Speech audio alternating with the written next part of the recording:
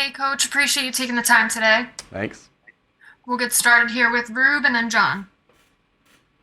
Hey, Nick, hope you got some sleep, but I kind of doubt it.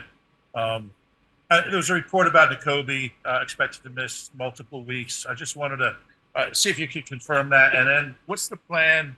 You have Nick Morrow on the practice squad. You're obviously light there. What's the plan moving forward now? Yeah, obviously, that report, right, is accurate. We're expecting him to be out for a couple weeks. Just thankful that it's not longer than that. Because obviously these things could be worse, and just thankful that it's not a season-ending injury. We feel like we have some good options there at linebacker. Obviously, don't have to make any of those decisions quite yet of what we need to do. Obviously, there's a competitive advantage of not saying anything about that, Rube, at this particular time. But we feel like we have some good options to go to. Go ahead, John, and then Chris. Hey Nick. Hey, John. Just kind of, you talked about Dallas not getting a catch, very familiar to Detroit with Devontae last season. And DeAndre, you said you never wanted to come out of a game with him getting two touches.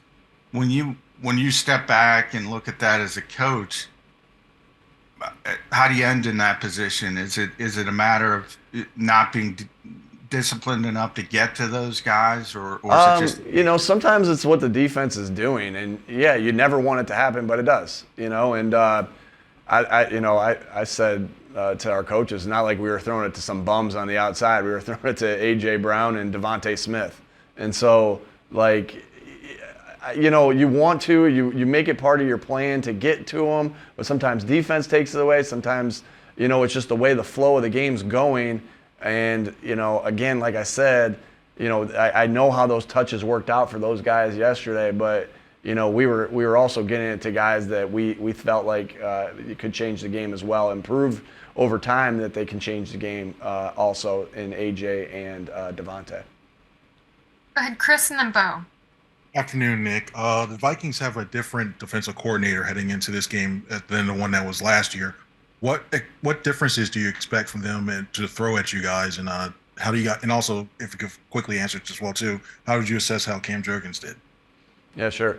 Those are two completely different questions that I appreciate how you snuck those in there. I thought Cam played a good game. I thought it was a really good game for his first go about starting. Really pleased with how he played. As far as the Vikings, I know how I got a lot of respect for Brian Flores and a Brian Flores-led defense. They cause a lot. They create a lot of issues with the pressures that they bring at you, and so. We see that they're aggressive, well coached, tackle well, all the different things, that not only are you looking at with the Minnesota Vikings, but you're also looking at the past of what he's done at different places like, Miami and also New England. So we'll turn over every stone, and we've turned over a lot of stones so far. We obviously got more time to work, but, aggressiveness is what I'd say from his defense. And like I said, got a lot of respect for him as a coach. And the style of defense that he plays. Go ahead, Bo, and then Dave. Hey, Nick, I know AJ had the big play downfield called back, but just one play over 20 yards. He said AJ did that they were changing up a bunch of coverages in the back end. Was that the case? Was that why there were no big plays, or were there some opportunities? They tried to stay in front of everything, and they did a good job of doing so, whether that was by changing the coverages or just by playing soft zones and getting underneath our receivers' routes and forcing us to check the ball down underneath. We've been a team that's been high in the NFL in explosive plays the last 2 years, and hats off to them that they limited us, and by our count, to I think 3 or 4, which again, you got to try to create ways. I think that's where a little bit of the sputter was on offense, is that we weren't able to create big plays. Whether that's the position that we put them in as coaches, whether that's the execution, or whether that's what the defense did, and I think it was a little bit of all three. And so, we know how important it is to create explosives. Credit to the New England Patriots by taking those away last night. Thank you. Go ahead, Dave, and then Zach. Hey Nick, how did you think you guys handled the blitz from the Patriots, and with that Flores defense coming up, what do you need to do on Thursday night to prevent that from hurting you? Yeah, obviously not going to get into what our adjustments are or what, anything like that for obvious reasons, Dave. But yeah, I thought that there was ups and downs with that, and again, both as coaches and with execution, we got to always have better answers for them when it's not going the right way, and we got to always execute. It's always going to be those two things. But I thought, especially in the second half, after we got out of I didn't think we were great in that first rut of the game, but in the second half. I thought we were better handling that. And sometimes, Dave, that's the situation that you're in. 3rd and 10, it's a lot harder to handle that than it is in 3rd and 3.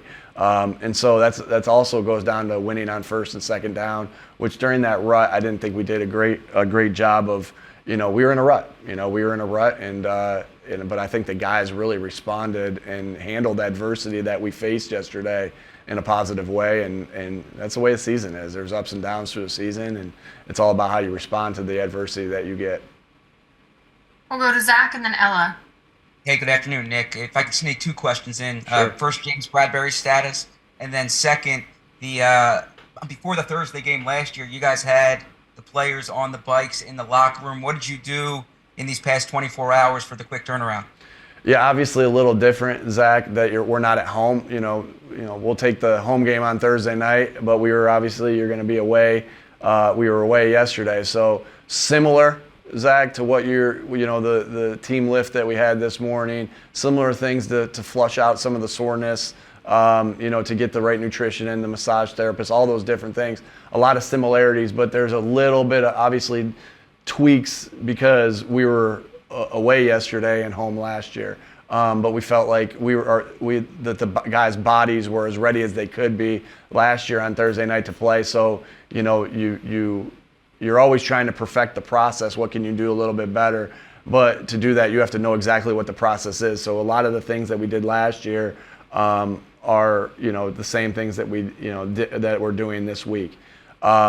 Your other questions was James. James is in protocol, and obviously that once they go into that world, I can't comment on that or say anything about that. So we'll see how that goes. Go ahead, Ella, and then Martin. Hey, Nick. Last year, it seemed like you guys really perfected kind of the D-line rotation, especially after you made those late additions of Sue and Linval Joseph. How do you think it kind of played out last night in managing kind of the veterans, when Fletch went in, he had really 2 good back-to-back stops, but also managing the expectations of rookies like Jalen Carter and even younger players like Jordan Davis? We went in with a plan of what we wanted, both at D-tackle and at defensive end, of, kind of the rotation that we wanted in there. And I think that coaches did a good job of getting to that and, getting the numbers kind of where we wanted them. And the guys were in great shape, and Fletch was able to play the amount of plays that he played in because he's worked really hard to put his body in the shape that it's in now to be ready to go. And same thing with Jordan and Jalen. I thought Milton played an excellent game with a good rotation, and I just got really thought that the rotation, the way the coaches handled rotation was really good, and obviously the same thing with the way the players were ready to go and handle their role within that rotation. Go ahead, Martin. Hey, Nick. Martin. Sticking with that defensive line or defensive tackle theme, I was wondering if you can comment on the way Jalen Carter played. I saw a stat where he had tied for the most pressures for a rookie, like in the last 5 years and everything, and you guys obviously relied on him in the 4th quarter. So just kind of how you think he played in his first game. Yeah, I thought that the guys, we were able to get some pressure on the quarterback. They did a good job of getting the ball out. And Jalen, when we were able to get pressure, even when they got the ball out and there was pressure, I just kept seeing Jalen in those scenarios of where he was. Cool stat. I always like those types of stats. Excuse me. That, like the most pressures in the last 5 years. That's a cool stat and one I'll remember there. But I thought he did a really nice job. It was his first game, and we got a lot more. So we were pleased with where he was in the off season. We were pleased with where he was, throughout training camp, and we're pleased with how he performed in that first game. But it's a long season, and he's got to keep doing it over and over and over again. We'll go to Dave next. Hey Nick, if James Bradberry can't clear that protocol, you'd probably have Josh Jobe in there.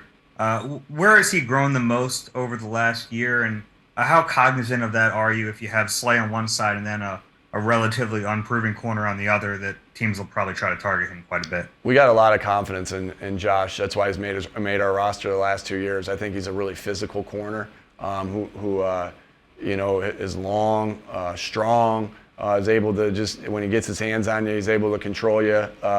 And so, we got a lot of faith in Josh. And regardless of who's in there, we know we can play the schemes that we want to play because Josh is our third corner, and your third corner has to play. There's times where he's going to have to play some, and so I think DK and Rennell and Taver, our coaches, have done a great job of continuing to develop Josh. And did a great job of developing him last year.